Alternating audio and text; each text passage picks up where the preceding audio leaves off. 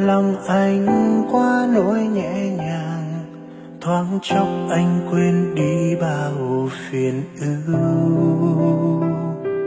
Nhắm mắt lại và mong sao em có thể hiểu. Từ lúc em bên cạnh anh thấy cuộc sống ôn hơn nhiều. Nhiều lần giận hờn nhau đôi chúng ta thường phải nói chia tay mà. Và cớ sao em vẫn luôn là người thứ tha.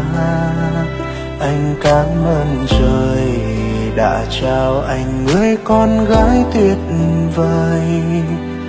Chỉ muốn bên em và yêu em đến hết cuộc đời. Người tuyệt vời nhất là em, chẳng ai khác ngoài em. Và lý do anh cho là em luôn luôn tuyệt vời nhất. Vì em từng biết lắng nghe, biết chịu đựng, biết sẻ chia. Anh biết cả đời này anh không gặp ai tốt hơn em. Cảm ơn em đã vì anh suốt quãng đường vừa qua,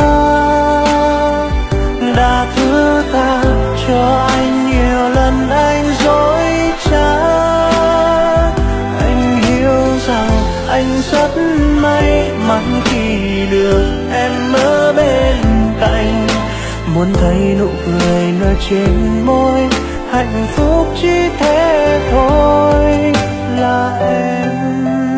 Mang cho em tiếng cười, mang cho em những dáng người, bên cạnh em mãi thôi. Từ giờ anh cố gắng chẳng để em phải u buồn. Từ giờ về mai sau dành em mọi điều em muốn.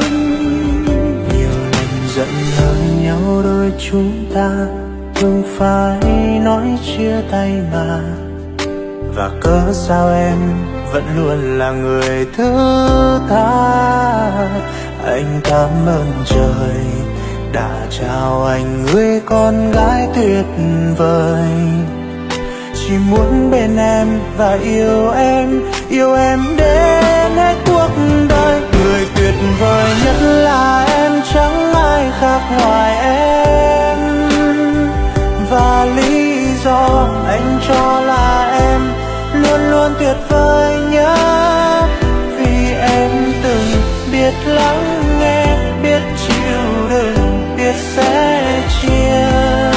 Anh biết cả đời này anh không gặp ai tốt hơn em. Cảm ơn em đã vì anh suốt quãng đường vừa qua,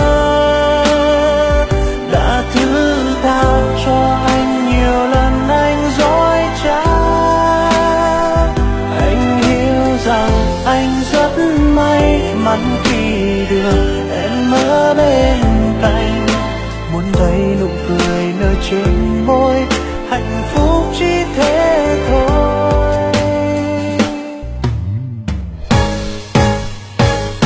Người tuyệt vời nhất là em, chẳng ai khác ngoài em. Và lý do anh cho là em luôn luôn tuyệt vời nhất. Vì em từng biết lắng nghe, biết chịu đựng, biết sẻ chia. Anh biết cả đời này anh không gặp ai tốt hơn em.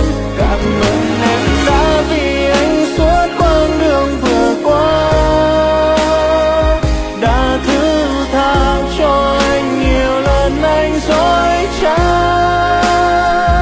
Anh hiểu rằng anh rất may mắn khi được em ở bên cạnh.